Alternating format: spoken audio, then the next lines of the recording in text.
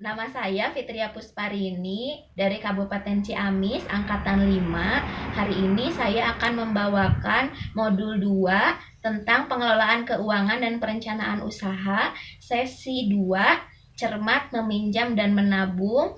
Langkahnya langkah 3, memilih tempat meminjam. Ibu-ibu, agar kita tidak terjebak hutang yang gali lubang tutup lubang seperti tadi ceritanya Ibu Lili, nah kita harus berhati-hati ya Bu, berhati-hati dalam memilih pinjaman. Ada banyak sekali perorangan atau lembaga yang menawarkan pinjaman, benar nggak Bu? Suka ada yang nawarin pinjaman ke Ibu? Banyak ya. Nah, tapi kan tidak semuanya sesuai dengan kebutuhan Ibu, benar nggak Bu? Iya. Nah, biasanya Ibu suka meminjam? Suka pinjam kemana Bu? Ke bank? Ada yang punya pinjaman ke bank? Ada. Kalau ke bank emok ada nggak Bu yang pinjam ke bank emok? Bank keliling? Tidak. Jangan ya Bu. Nah sekarang Bu, kita akan mempelajari flip chart tempat meminjam. Kita lihat bersama-sama ya Bu. Nah nanti kita baca bersama Bu. Tempat meminjam. Nah di sini ada berapa sumber pinjaman Bu? Hitung bersama. 1, 2, 3, 4, 5. Di sini ada sumber pinjaman yang pertama dari mana dulu Cina Bu? Bank ya. Yang kedua adalah koperasi simpan pinjam. Yang ketiga kelompok simpan pinjam. Ini bisa ke PKK atau ke kelompok arisan atau kelompok PKH. Yang keempat adalah saudara ya Bu. Kemudian yang kelima adalah rentenir atau bank keliling, atau kalau di Ciamis mah disebutnya bank emok caranya Bu. Nah, kita bandingkan kelima sumber pinjaman ini Bu. Nah, dilihat yang pertama, dilihat dari apanya ini Bu? Proses cepat dan mudah. Kemudian yang kedua dilihat dari apanya Bu? Perlunya jaminan. Yang ketiga dilihat dari adanya batas maksimal pinjaman. Yang keempat periode atau cara pengembalian pinjaman bisa disesuaikan. Nah nanti yang terakhir dilihat dari bunga atau total pengembaliannya tinggi atau tidak. Kita bahas satu persatu ya Bu. Yang pertama tadi apa Bu? Bank. Nah, bank ini bagaimana prosesnya Bu? Proses cepat dan mudah. Rumit. Kita baca Bu, rumit. Nah, kenapa rumit kalau ke bank? Karena pertama kita harus mengisi formulir. Lalu selain mengisi formulir, biasanya harus melampirkan dokumen kependudukan. Apa Bu? KTP, kemudian KK, ya harus identitas lengkap. Selanjutnya proses penilaian dari bank biasanya lebih rumit, lebih ketat. Kemudian kalau ke bank kita lihat dari apakah perlu jaminan Bu ke bank? Perlu ya. Nih seperti di flip chartnya perlu. Biasanya apa Bu yang dijaminkan ke bank? Sertifikat tanah, sertifikat rumah, atau bisa juga BPKB kendaraan. Nah, kemudian jika dilihat dari apakah ada batas maksimal pinjaman di bank, ada batasnya Bu? Ada. Iya, ada ya. Nah, apa batas maksimalnya? Tergantung dari nilai jaminan yang disimpan di bank. Kemudian yang keempat, dari periode atau cara pengembaliannya apakah bisa disesuaikan di bank Bu? Baca. Tidak, ya. Tidak bisa. Kenapa? Karena harus disesuaikan dengan ketentuan dari bank, ya. Nah, kemudian terakhir dilihat dari bunga atau total pengembaliannya apakah tinggi tidak. Kalau di bank cenderung tinggi, ya. Kalau di bank cenderung tinggi bunganya karena bunganya mengikuti bunga yang ditentukan oleh Bank Indonesia, ya, oleh BI. Ini sudah kita bahas tentang bank. Selanjutnya yang kedua ini sumber pinjamannya dari mana, Bu? Koperasi simpan pinjam. Gimana prosesnya, Bu? Cenderung rumit. Kenapa cenderung rumit? Sama seperti bank, ya, hampir sama. Harus mengisi formulir, kemudian juga harus melampirkan dokumen. Kalau ke koperasi perlu jaminan tidak, Bu? Perlu, ya. Nah, umumnya tanah, rumah, atau BPKB kendaraan bermotor. Selanjutnya di koperasi, apakah ada batas maksimal pinjaman, Bu? Ada, ya. Iya, tergantung ketentuan dari koperasi. Yang keempat nih, apakah di koperasi periode atau cara pengembaliannya bisa disesuaikan? Tidak, harus sesuai dengan ketentuan.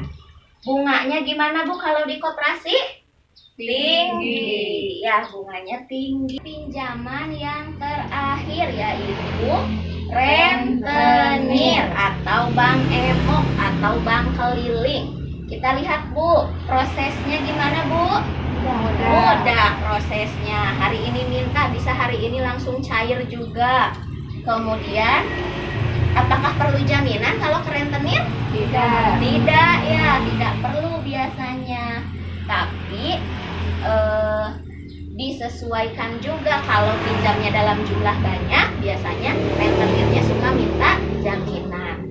Nah, yang ketiga kita lihat apakah ada batas pinjaman maksimalnya. Kalau ke rentenir tidak, ya, boleh sebanyak-banyaknya. Semakin besar pinjamnya, semakin senang rentenirnya karena bunganya semakin tinggi. Kita lihat yang keempat, bagaimana periode atau cara pengembalian di rentenir. Bisa disesuaikan tidak? Tidak, ya. Nah, kemudian yang terakhir, bunganya. Gimana bunganya di rentenir, Bu? Tinggi sekali, ya. Sesuai dengan flip chartnya, bunga di rentenir itu tinggi sekali. Sangat memberatkan kepada peminjamnya, bahkan mencekik, ya, Bu. Nah, makanya kita harus waspada. Baca, Bu. Waspada tidak jika tidak mampu melunasi. Nah, Ibu-ibu, dari kelima sumber pinjamannya, kira-kira Ibu-ibu mau memilih meminjam kemana? Pilih pinjam kemana, Bu? Koperasi. Ke koperasi, Ibu Alis. Yang lain sama ke koperasi juga?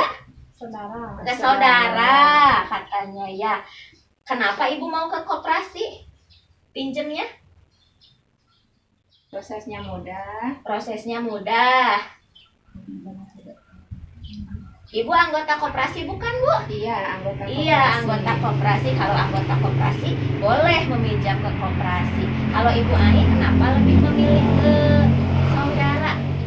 Karena satu, tidak ada jaminan. Tidak ada jaminan. Prosesnya mudah. Prosesnya mudah, langsung dikasih kalau ada, ya, Bu.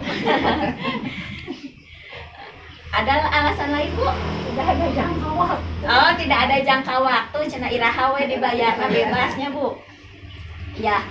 Nah, Ibu sudah mengetahui kelebihan dan kekurangan aneka sumber sumber pinjaman. Jadi ibu bisa membandingkan bahwa ternyata setiap tempat meminjam itu ada kelebihannya, ada juga kekurangan ya Bu. Jadi kita harus benar-benar membandingkan dan memilih mana sumber pinjaman yang sesuai dengan kebutuhan kita. Jadi harus disesuaikan, direncanakan. Nah Ibu, sekarang saya mau putarkan film ke Ibu. Tonton sama-sama ya Bu.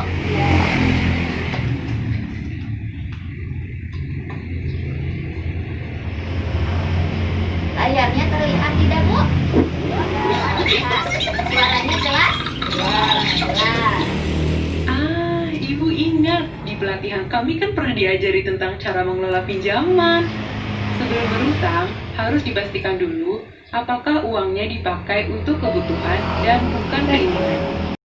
Mampu membayarnya kembali nanti, dan apakah cara mencicilnya sesuai dengan kondisi pendapatan kita. Kita harus membandingkan dan memilih tempat meminjam yang sesuai dengan kebutuhan dan kondisi kita. Pilihlah tempat peminjam yang menawarkan total pengembalian terkecil dan koperasilah pilihan saya. Sayangnya, saya tidak punya simpanan di koperasi sehingga tidak berhak meminjam di sana.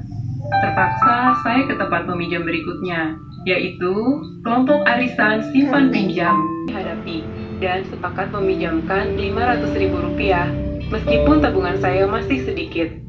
Pinjaman boleh dikembalikan sekaligus saat jatuh tempo 4 bulan lagi. Sistem ini pas sekali dengan kondisi pendapatan kami. 4 bulan lagi, Pak Rusli ada kerjaan borongan dan saya bisa ngeburu karena musim panen. Kejadian ini menyadarkan kami bahwa seharusnya kami Ibu-ibu, setelah menonton film barusan, Ibu pernah tidak mengalami kejadian seperti yang dialami Ibu Lili? Pernah. Nah, tadi menurut cerita filmnya, gimana Ibu Lili mengatasi permasalahan keuangannya? Bagaimana Bu? Ada yang bisa menjawab? Iya, Ibu Ida. Ya. Bagaimana? Jadi Ibu Lili meminjam ke kelompok arisan. Oh iya, betul. Tadi Ibu Lili meminjam ke kelompok arisan dengan pertimbangan sesuai dengan kebutuhannya, ya Bu. Nah, meminjam dengan rencana yang matang itu, Bu, akan membantu menyelesaikan masalah keuangan, ya Bu. Namun, akan lebih baik lagi kalau misalnya Ibu di rumah selalu memiliki tabungan untuk berjaga-jaga. Nah, kemarin kan setelah kita menghitung pendapatan dan pengeluaran, itu ada lebihan ya Bu, 7.500. Nah, dari sisa pendapatannya yang 7.500 itu nanti bisa Ibu simpan di celengan untuk ditabung. Jadi biasakan untuk menabung sejak sekarang. Siap Bu menabung? Siap. Nabung di celengan ya Bu.